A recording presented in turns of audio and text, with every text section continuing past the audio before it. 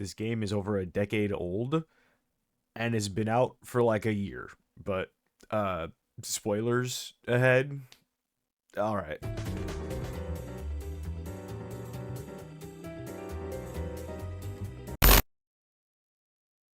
This might not come as a shock to anyone, but the only mainline Persona game I've ever played was Persona 5 Royal. I've played spin-offs in Persona 4 Arena, but that doesn't really matter, right? I may have not played any other mainline game, but it is truly one of my favorite games ever. I got it freaking tattooed on me. That's commitment, or obsessiveness, your call. I own it on console and PC, and I got a few figures of some waifus. It made me want to go back and experience what came before it. So when Portable and Golden came to Game Pass, I was stoked. I already had Golden just sitting in my Steam library collecting dust, but now Portable can too. Oh god. Obviously, this wouldn't mean much since not long after, Persona 3 Reload was announced. And by god, it was such a noticeable improvement visually from 5. I waited and I waited and I waited, just like every other Persona fanboy frothing at the mouth, for the game to finally drop. It gets a release date. My birthday of all days. I pre-ordered the Aegis edition because I'm unwell. The day finally arrives, and I take 2 days off work to have a long weekend just to play this game. No, I don't need help, you need help. And after 100 plus hours of playing, it's really not that great.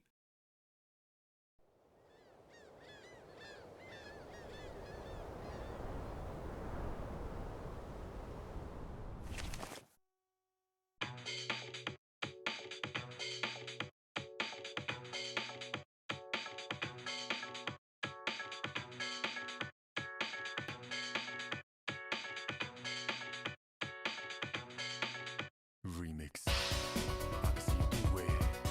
I can see your movement. I can see you do it. I can see the motion. I can see you do it.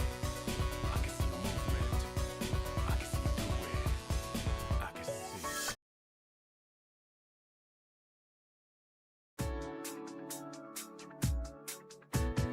Okay, so a little context since you can never have enough. I never really heard much about Persona 4. I know that this thing sucks, and that's about it. Persona 3 Reload though, I've heard basically nothing negative about. Honestly can't remember if I've ever heard someone speak badly of any version of that game. People only ever give more praise to future expansions of that game with FES and Portable, with The Answer and the FEMC respectively. With its heavy themes of death looming over every corner of the game, the tone and atmosphere was something that was clearly different from both 4 and 5 just by looking at it. While I haven't played the original 2 Persona games before the big shift with 3, Charteris feels like it could have come straight from those games. Unlike Persona 4 and 5, where I knew about a handful of things, I knew nothing about Persona 3. So I went into my long weekend ready and excited, and that excitement lasted probably until the end of that weekend. I got a lot of shit to talk with this game, so let me give it some praise first. The game looks absolutely stellar. After playing Persona 5 for so long, and even feeling like the game looked pretty dated when I originally played it, Reload looks fantastic. From the main character models to the colors, all the way to the main menu and other UIs, which, let's be honest, blows Persona 5's out of the fucking water.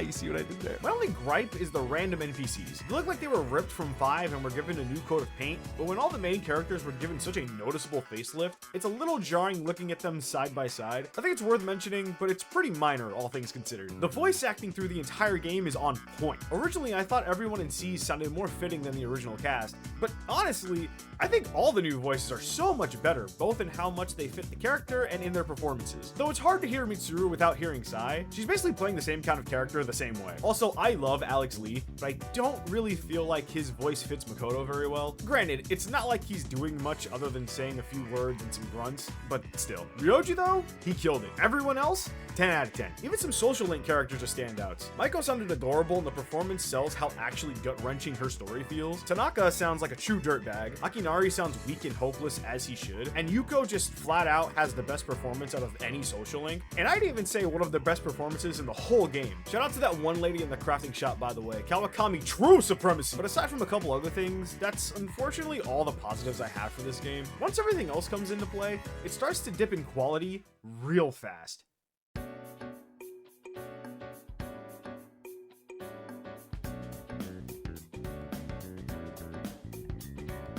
Out of everything I complimented, the story will get very little praise from me. The pacing of it all is the biggest issue. Things kind of just happen, and us as players are just supposed to accept it and move along. There's a very early example of this too. I can accept that we enter Tartarus fairly quickly since 3 characters we're introduced to off the bat already know about it and have already been involved with it, and the main mystery of the whole game, the Dark Hour. What I can't accept is how Junpei just kinda shows up? Like, Akihiko just strolls in one night and goes, I found him crying and pissing his pants like a little baby boy. He's on the team. Let's go to Tartarus. Like, what are you saying, my guy? And sure, later we start to understand why Junpei chose to be a part of everything, but it takes a long time to get there. You see a really ugly side of him at first, and maybe it's to have a bait and switch towards how you feel about him, but to me it just felt like something that was dragged out for longer than it needed to be. This isn't an isolated incident either. Koromaru, a whole ass dog, joins because we save his life. The dog is showing his gratitude. That's cool. The problem is that he just kind of shows up once randomly with Yukari and Fuka, gets a whole ass character dump, and then we don't see him again until the night we save him. And even then, we don't get to see the fight with him or see the fight he took part in. Then there's Ken, who's tricky, because if you don't go to the shrine on the right days, you'd also never see this character until he also randomly shows up in the story. When he's actually part of it, he doesn't even really do much. He just hangs out in the dorm minding his own business for a while until Ikutsuki says that he has the potential and is on the team. And that's it. You get early signs that he's connected to Akihiko and... I'm sorry, what's your name again? But even then, it takes longer than it should for his story and motivation to really come full circle. And then there's that sick one, but we'll talk about him later. Fuka was the only character that had an introduction that felt like it had time put into it. She basically had an entire in-game month worth of one, so when she actually joins the team, it feels natural. I guess is her own can of worms because her whole character is a bit of a special case, so I guess she gets a pass. Basically, all of the story beats feel like they either just kind of happen with no build-up or are just kind of randomly thrown together. I already pointed out Junpei's sudden inclusion, but it generally feels like nothing happens for the first 4 months? Nothing really happens until the gang goes on vacation where the ones in the dark really find out the beginning of the Dark Hour and reason for stopping it. Mitsuru doesn't even get much in terms of development despite them staying at her father's home and her entire family being involved with it. That really only happens way further down the line when the devs realize, oh shit, she needs to grow as a character. Yukari ends up getting the most since she was sus of Mitsuru and conflicted about her being so desperate to get people for the cause before vacation. That's literally all we get for the prior 4 months, by the way. And the video of her father during the vacation. But until then, the only thing we get that's substantial is Fuka's whole story. Aside from that, it's Yukari having doubts about the entire operation, Junpei being annoying for the first like 2 or 3 months, and Akihiko talking to whatever the fuck his name is trying to get him to join again. We get a seed that some unpleasant things went down at some point before, but we don't get anything about it until Ken shows up. And he's one of the last ones to join the group. This entire game and its story feels like it's a 10-month buildup to have a shocking twist and make all these late game revelations mean so much and be so crazy, when in reality, none of it is a twist, and almost none of the last minute revelations are actually all that shocking, especially when you know JRPGs and can expect a world-ending godly threat no matter what. The story doesn't start to pick up until part way through November? Sort of? Because after the twist, we're just kind of running through Tartarus because there's nothing else to do, so we're just kind of wasting time. Ryoji shows up basically right after, and he's kind of forced in as much as he can be since he only has a single fucking month to make us get invested of the mystery of his entire character. December and the New Year are the best months purely based on the atmosphere alone. The overworld becomes more dull through color, apathy syndrome throughout the entire game becomes more visible. By January, there's an entirely different music track that's somber and really makes it feel like you're living your last days and preparing for whatever happens at the end of the line. And then there's Strega. I have very little words for these guys. While none of them really get an explicit deep dive into their characters, we get just enough information through dialogue that we can fill in the basics, and even then, it's really not much. They show up a couple months in once you fight a few full moon bosses, but they really don't do much. I'm gonna make a really specific comparison, so just bear with me here. Y'all remember Kingdom Hearts 3? Just bear with me, please! The main villain in Kingdom Hearts is Organization 13. In Chain of Memories and KH2, they were an active part of the story and would actively fight Sora as you progressed. They'd lose, because of course they would, but they were actually a threat and you were dwindling down their numbers. By the time you got to the end of Chain of Memories, you've already defeated more than half of the group. I think it was more than half. I don't remember. Look it up. Fact check me. I don't care. And when you get to KH2, you finish the rest off. Cool, right? For some reason, the organization members are back, because plot, and they still show up as you play through the game, but they don't fucking do anything. Most of them show up in whatever world they're designated to, tell Sora that he has a small wiener, and then fucking leave. Almost none of them serve any purpose until the last couple hours of the game, where they're just used for a boss rush. And you know the worst offenders of them all?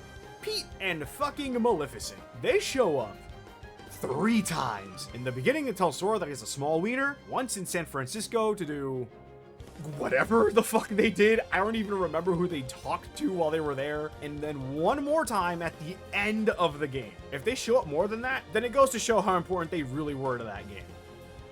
That's all Strega and Persona. They show up and make themselves known, and then just preach nonsense for months until one of them ends up in the hospital, and the other two jump off a fucking bridge. Oh, but shirtless Jesus killed Shinji. Who gives a fuck? He was gonna die of lung cancer anyway. Yeah, Chidori is important. I won't deny that. But like, she's a Strega by proxy. Her character is way more important to Junpei. And yes, her being part of Strega is kind of what makes that whole dynamic, but her role in Strega as a whole is very minor to non-existent in the long run. As good of a job the game does to invoke these somber, seemingly hopeless feelings by the end of the game, it comes after an entire year of absolutely nothing. Slow and minor plot points sporadically placed, agonizing, monotonous Tartarus crawling, and social links that, for the most part, fall super flat. And when one of the core things about your game has majority negatives, that's a big problem.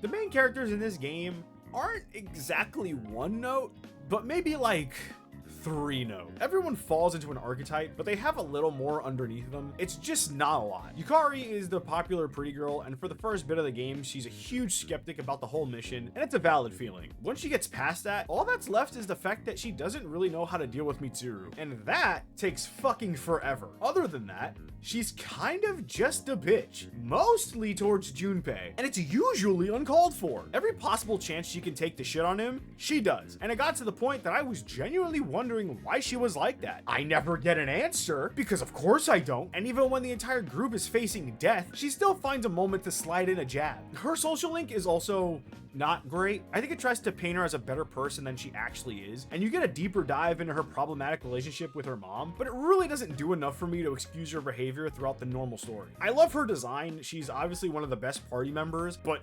man, she fucking sucks. Akihiko, I know people love, and I don't hate the guy, but you really can't say he has any more personality than I work out. Like, if he has any social media, it would exclusively be about gym bros, workout routines, and meal prepping. He struggled before with Shinji in an orphanage. His sister died. Nothing happens with any of it. Most of the time any of it is brought up is when he talks with Shinji during those random points in the story. If it's not with him, it's with the player, but it's still entirely optional and missable. Even in those events, it always comes back to working out and getting protein. You know exactly what to expect. And his relationship with Mitsuru is nice for sure, sometimes funny even, but Akihiko might be the most one-note character of them all. I say might because Mitsuru exists. She's basically white bread unless you do her social link. Even if you do, she's still the exact kind of character you'd think she'd be, and she doesn't veer away from that at all. You'll just have a refreshing moment of an actual person underneath what she is. She carries a lot of weight considering her family is the entire reason the plot exists, and that's something, sure. That's her only real constant in terms of character development in the plot, I guess. She kinda sucks. Fuka's cool. Fuka's sweet. I like Fuka. Aigis is, again, a very unique case. There's an obvious connection between Makoto and her, and she plays off the rest of the cast well. She unfortunately doesn't come full circle until the tail end of the game, where the plot finally lets her be more of a character despite the fact that she was the 5th party member before Koromaru, Ken, and Shinji. Her social link is also, undoubtedly, one of the best ones in the game. But you gotta wait until the last month of the game, because of course you do. Koromaru is a dog. Koromaru is Bestest Boy. That is all. Ken is a 30-year-old man undercover as a child, but forgets sometimes. His entire introduction is shoehorned in, and we learn nothing of his motivation and reasoning until like a month after he joins, and it's to the detriment of another character. As comically adult as he tries to be, he's also the most normal and kind of down-to-earth person on the team. But for basically the whole game, he's just off to the side, not doing much. And then there was Junpei. As obnoxious as he could be in moments of the story, feeling like he could and should be leader, he's easily the most fleshed out party member, without question. In the story alone, his entire relationship with Chidori makes him have some strong emotional investment like everyone else. The only difference is that we actually get to see this happen, whereas we only get told backstories for the likes of Mitsuru, Akihiko, Shinji, and even Ken. For anyone not paying attention, that's like half of the team. Fuka's introduction is still a standout part of the story, but that's still, to me, just an introduction, and her real development comes from her social link and other small moments in between the monotony of the story. Junpei gets an entire clear arc through the story, and even more with his fake social link. You learn about his interest in baseball, he thinks about his past actions and attitudes, and he comes to regret those feelings. He, out of most people, comes out at the end a better person. The interactions we have with him and the attention his art got is what everyone should have gotten. Am I saying that other characters don't get what he does?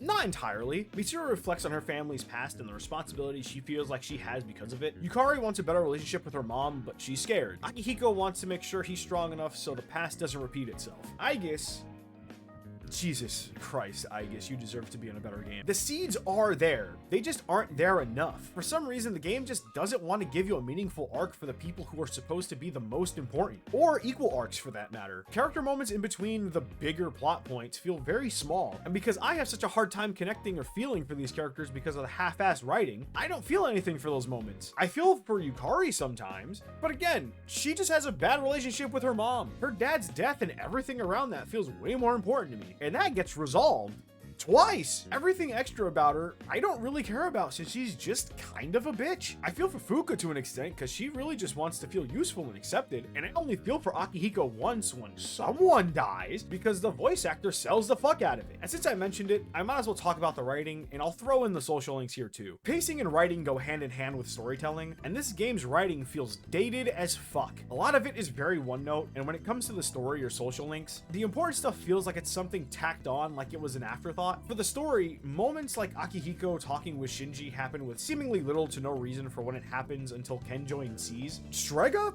We sit on those loose implications for the entire game until the last night of the game, where after you beat them, they start talking about the past events clearly. And even then, it's mostly information we should have known by then, and then they just kinda stop. Like, they don't really give us any new information either. Last night of the game, by the way, really can't stress that enough. And once again, we don't get to see any of this happen. Flashbacks might suck in storytelling sometimes, but it's still better than just talking about it and not letting me see the damn thing. In P5, basically every issue involving a character was happening in the moment, so there was no issue balancing showing and telling. Ryuji, for example, we know he has daddy issues and that his mom struggles alone with him, but that is secondary to his other personal conflict with the track team. Kawakami's issue has roots in the past events, but her main issue is still an ongoing problem that we get to see deeper into her confidant. Even the fortune teller has her current issues that started from past events. Everything is intertwined, but P3 doesn't have that. Issues in character growth aren't really connected, and even if they are, it doesn't feel like there's enough growth in most of these characters to justify so much talk of the past. For a lot of social links specifically, it feels like the important bits aren't talked about till like the tail end of a hangout. A lot of them actually feel like it's a bunch of fluff for like 6 ranks, and those are the worst. Some dialogue options that are considered correct are also, in my opinion, very catering, and I kinda hate that. Maybe it was like that in 5 too, and I'm just forgetting, but I don't think it was. I'll say that with my chest. I can't wait for people to say that I'm a 5-dick writer. The student council guy is a prime example of this. He's going out of his way to be a complete pain in the ass, and in the beginning, you're riding this guy's dick like your life depends on it. Same with the Moon Arcana. I don't know his name, and I don't want to look it up. For the majority of that social link, you're just kind of following this guy around, and he sucks. But you kind of just deal with it, and your correct options are kind of dick righty until you're basically at the end of it. A lot of confidants made sense in 5. As awful as Oyo might have been, she was at least worked into the plot. Same with Takemi, Iwai, and Kawakami. And sure, 5 isn't like that with all of the confidants. The politician, the kid, and Hifumi were all characters you had to go out of your way for, but the whole game was built around making connections and gaining skills through those connections. The game made it make sense, and you'd think with how 3 ends, where all of the complete social links think of you in the scariest time and give you the strength and resolve to end Nyx, you'd think these connections would also have the same care and attention. But in 3, we get an offhand comment about a drunk monk and we just decide to hang out with him? For what? Why would I care about this man and his broken family that he's clearly responsible for? And you know, Persona 3 tries to tie in a lot of these links, but they do it by forcing you to start other links and invest time into those first. In the beginning, I thought this was kind of cool. But then after thinking about it, I always got social links I didn't care about all that much. Some French student, a drunk monk, and a track star that's got it rough at home. awesome, man. And it's not like I don't feel for Mamoru, by the way. I did end up liking it by the end, but again, the writing just made me not care for a while. Akinari is probably the best social link you get through other ones you start, but even with Maiko, the link that gives you access, you hear about her randomly through gossip before school starts. And I'm sure there's people that would say it emulates real life and all that kind of stuff. Sure, but it's still also a video game. I started doing that social link not because I was given a reason to care about it, but because it was another thing to check off the list of things to do and try. Did it turn out to be one of my favorite social links? Yeah, absolutely. But the reason I got to that point was lacking since they couldn't think of a more interesting way for me to do it. Anyway, here's a social link tier list. You have fun with that. You know what's consistently written well?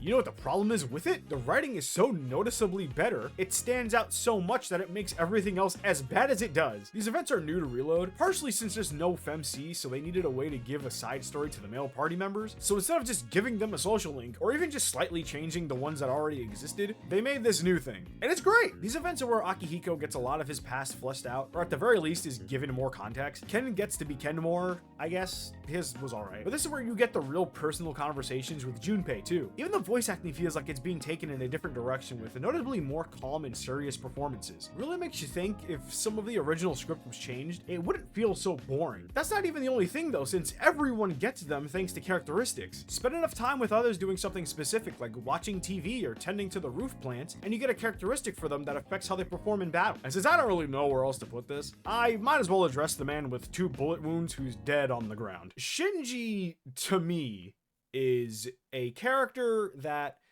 by all technical terms, exists. When I said I didn't know anything about 3, that wasn't entirely true. I knew Shinji would die. I found out as I was in the middle of my playthrough. You know who you are. But it was already when I was kind of forcing myself to keep playing. I already had a pretty negative opinion towards the game, so when I found that out, I didn't really feel much. When I eventually got him, the game did such a bad job for me to like him as a character that I didn't bother doing his character event stuff right away. I figured I had a couple months to get it done, and there were social links that I was already invested in at the time. If not social links, I was working towards the main team's characteristics. Little did I know, that was a huge mistake, because he's only around for a fucking month. He joins the group September 2nd, can't even play with him until the 3rd, there's a boss fight on the 5th, and then dies October 4th. Like, are we dead ass? So because the game did a bad job at making me have interest in the character, thus making me not prioritize him, me, the player, gets punished because I wasn't fast enough? Mind you, his death is the catalyst for 2 characters on the team. So why the fuck did the story not write his little moments prior to joining the team to leave more of an impact? Or at the very least, not write him to be so one-note because they wanted you to get all that depth through his events? Well, look how that turned out! Why not write him to be more involved in the main story after joining the team? All he does is give Chidori the drugs when she's losing it in the hospital and gets a talking to by Akihiko again. Oh, right, because the entire game likes to have character moments and growth be months apart. So then why not just let him live a little longer? Because he needed to die before the Strega and Hangman fight? Let him die right before or right after the fight. That way we can get just a little more time with him. When Ryoji is inserted into the game, he really only gets a month as well, but the game does a good job of making him just exist and participate with the team. Not only is the entire reveal kinda nuts, but the ultimatum you're given is pretty fucked up no matter how you look at it. They were able to do it for Ryoji, so why not Shinji too? I know there's a large group of people who really love this guy. Maybe I would have liked him more if I got any of his character events. But if I go back now, even if it's good, there's no guarantee I'd change my mind. Outdated writing ruined a lot of aspects and moments of this game, and it makes the rest of the package a slog. The biggest slog, regardless of the rest of the game though, hands down, no argument, Tartarus.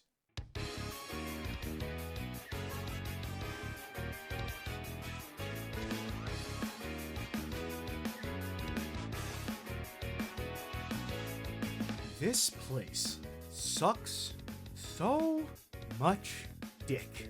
I'll fully admit it. Maybe I played this game wrong. I played it like 5. In 5, you go to a palace, you do your absolute best to get it done in a single day so you have the rest of your free time to spend on confidants. That's what I did here with Tartarus. Every time a new section would be available, I'd one-shot it, and man did that suck.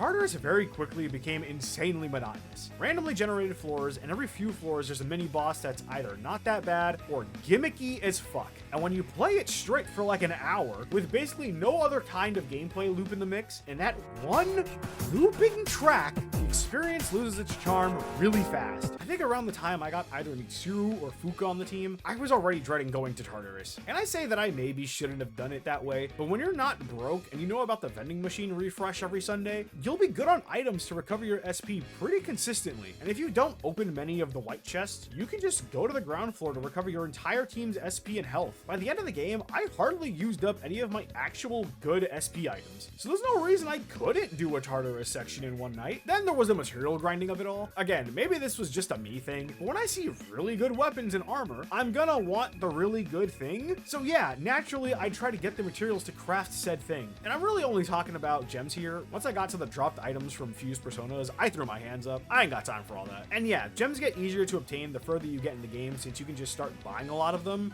but that shit's pricey. Sure, you might have the money to buy consumables, especially when there's a sale every Saturday, but look at this! I think trying to get needed materials in here easily made me a little overpowered by the end of the game, considering I didn't even really have trouble with Strega or Nyx, and the fact that even on the highest floors at the end, shadows were running away from me, so I didn't even have to worry about those encounters. Then there were the Arcana bonuses, specifically the Sun Arcana, which lets you fuse 5 levels higher than your own. Who in their right mind wouldn't want to take advantage of this? It was the main reason I was able to fuse, I think, all but one persona I had by the end of the game. But since it's up to RNG for that Arcana to show up in the shuffle time, I was forced to do battles until it showed up. And even then, if there was a persona I was aiming for and I was still too low a level, I'd have to go back and get a level or two, thus making me grind more, thus digging a bigger hole into being overleveled. I don't really dislike the shuffle time mechanic, especially since it's not a luck of the draw anymore, but in situations like that where you're aiming for a specific Arcana or a new persona, it's all just entirely up to fate. And that's not fun. It once again feels like a super dated design choice of old JRPGs. At the very least, I have nothing negative to say about the combat.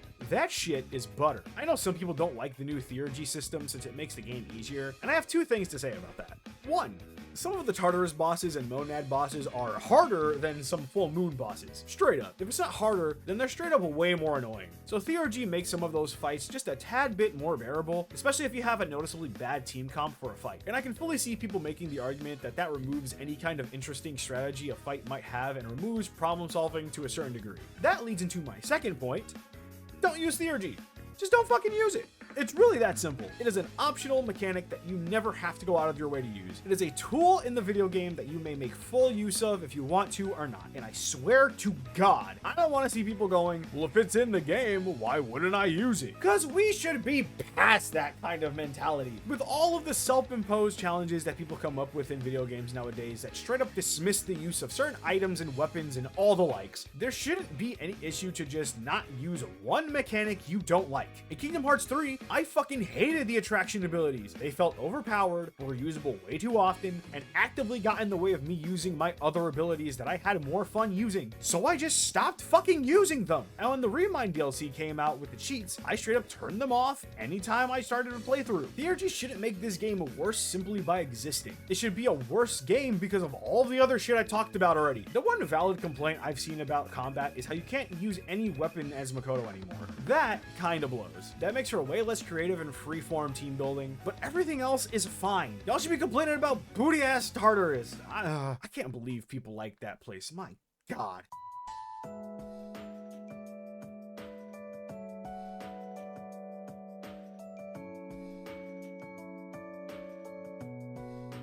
Persona 3 Reload is really frustrating. I have so little praise for this game, and the praise I do have is nothing all that special considering all the shit I've talked. 7 months of this game. 7 months of it were fucking garbage, with a little nugget of gold every once in a while. A glimpse at something really good and compelling. And then, the last 2 months happened, and my God, was it a completely different experience. Tartarus' last section is the best looking out of any section. The environmental shift in the overworld, everyone in Seas is struggling to come to terms with the end of the world in their lives, what they've been fighting for, and if it's worth losing their memories just to live peacefully with the little time they have left. Junpei, again, consistently has insanely strong emotional reactions to everything happening and has the hardest time coming to terms with things. All of it, everything is just Shrug his shit aside, the Nyx fight was easily the most fun boss in the entire game, and the design of Nyx itself is awesome. And the ending? Look, as much as I love Persona 5 Royal and everything about it, there's a legitimate argument to be had that the ending of 3 is straight up better. 5 had a fantastic ending because everyone was finally free from the shackles placed on them, and they were all growing and pursuing things they really wanted to do, even if it meant being away from each other. Everyone except Yusuke, I guess, but the point still stands. It's bittersweet in the sense that they won't be together as a group anymore, but still a happy one since everyone came out as a better, more developed person by the end of it, and are all happier than they were when we found them.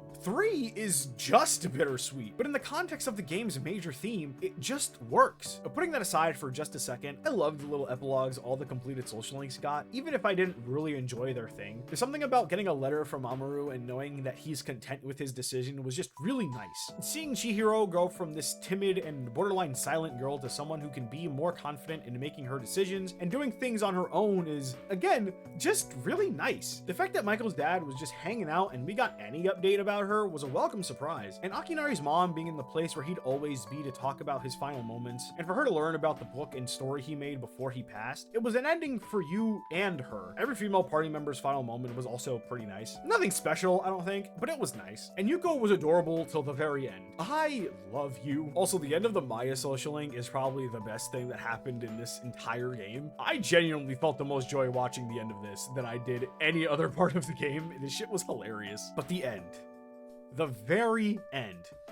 Fuck, man. Everyone over time ended up losing their memory and the connections they made after the battle. Everyone except you and Aigis. And before battling Nyx, everyone made a promise to meet on the roof of the school at graduation. But with everyone's memory being gone, it's only you and Aigis that make their way to the roof and wait for them. As everyone is attending the graduation, Aigis speaks of what she's learned about humanity and life, both as a whole and the personal humanity she found in herself by being with you and everyone in Seas. Purpose, desires, and the inevitability of everything eventually coming to an end. I've rewatched this scene twice, and every time I've damn near cried from how beautiful it is. The music, the scenery, the framing, the monologue, everything about it hits you the way it needs to. And as everyone remembers the promise and runs to the roof, and Aigis finishes speaking freely, Makoto's eyes begin to get heavy, and Aigis tells him to rest. And right as he does, his friends burst through the door, and everyone smiles, even Makoto. He died with a smile on his face because he was able to keep his promise for his friends. He gave his life at the end of battling Nyx to seal them away and to keep the fall from happening. He saves his friends, everyone you've completed a social link with, and everyone else. And even then, even though he should have been dead, he made it to graduation. Everyone makes a comment about him looking pale and unwell, but Makoto kept himself going, probably dragging his feet for 2 months just so he could make it to the graduation day to keep his promise. His death was made clear at the very beginning of the game, and he makes peace with that reality at the end. It is such a sad ending, but it's one that's so fitting for the game.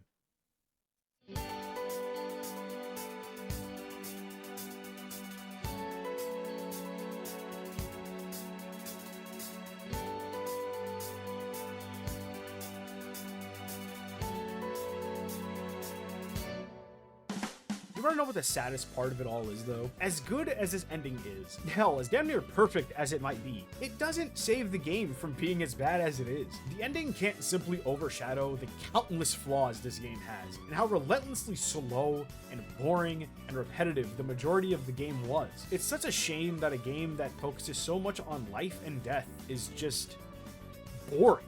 The ending was so enjoyable that when I finished, I had that inkling to play it again. But then I remembered the 80 hours of pain I had to suffer through, and I just don't think it's worth it. I was gonna buy it again on PC and mod the fucking thing, but I don't think it's worth it. I can understand people liking the small and select moments of this game, but the whole thing? I just can't get behind it. Everything about this game feels so dated and stuck in the past. The insane facelift this game got couldn't save it from itself. It's its own worst enemy. You know how I really know this game is buried in nostalgia? There's people out there that are actively upset about original mechanics being replaced to be more modern for the better. People miss the fact that Shuffle Time isn't entirely RNG anymore. People are disappointed that they didn't try to fix AI party members and didn't build the game around making it possible to play the game with them. I can understand being upset about the multi-weapon use stuff, but all that?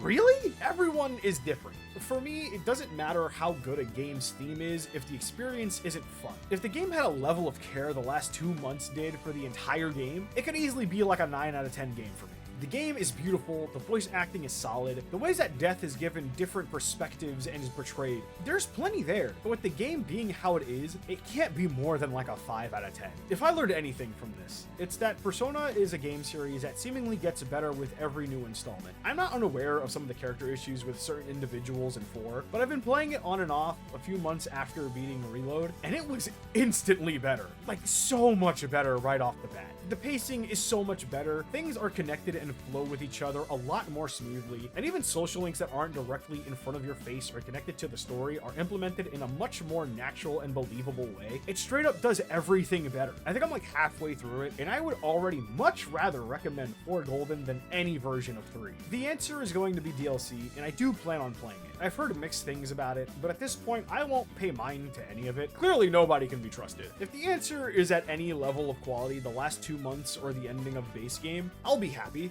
but I'll also be pissed, because I'll just make the rest of the game even fucking worse. So, here's to hoping. Yeah. About that. So I had this script written and recorded twice, but it took me so long to get around to working on the edit that I figured, fuck it, I'll play the DLC when it comes out and get everything out in one video. I played the DLC for like 2 days for a few hours, and I never went back to it, because holy shit, this DLC is beyond not worth it. Just watch it on YouTube. You're already on the site watching this video. Just please, for the love of God, watch a cutscene compilation and get the main story from that. The DLC is just the worst part of base game with absolutely none of the pros. Yeah, sure, the voice acting is on point again, but that's all there is. It's mindless floor crawling until you get a couple cutscenes of the main cast going through it one way or another. And I'll be real, I didn't even bother putting in the effort to watch the DLC story after I quit. I didn't even follow my own advice because I was that annoyed with the game. From what I could tell, the entire DLC story is just about the gang griefing all over again about Makoto dying and fully coming to terms with that. And Yukari was probably going to have a decent amount of focus over everyone else since she had the strong feelings about being roped into another mess. I know when the game originally came out, some players didn't understand if he was actually dead or not, so this was originally supposed to be clarification for the audience, hence the answer. And hey, if that's not true, I'm just another victim to internet information. Feels good, man. Atlus would have been better off taking longer to put DLC out to implement FemC into the game instead of the answer, because at least then we would have gotten more of the better aspects of the game from a different perspective. But Atlus, in their, let's call it infinite wisdom, went the more bullshit route, in which all their recent monetary efforts can't really surprise me. I'm sure I'm not the only person who would have preferred new social links over literally any of this. Yeah, so fuck the witty or formal outro. Just skip this. Skip all of it. Play P4 Gold. Play P5 Royal. Fuck it. Play fucking Persona 4 Arena Ultimax. You get Persona 3 characters there, and P4 characters are better anyway. Alright, bye.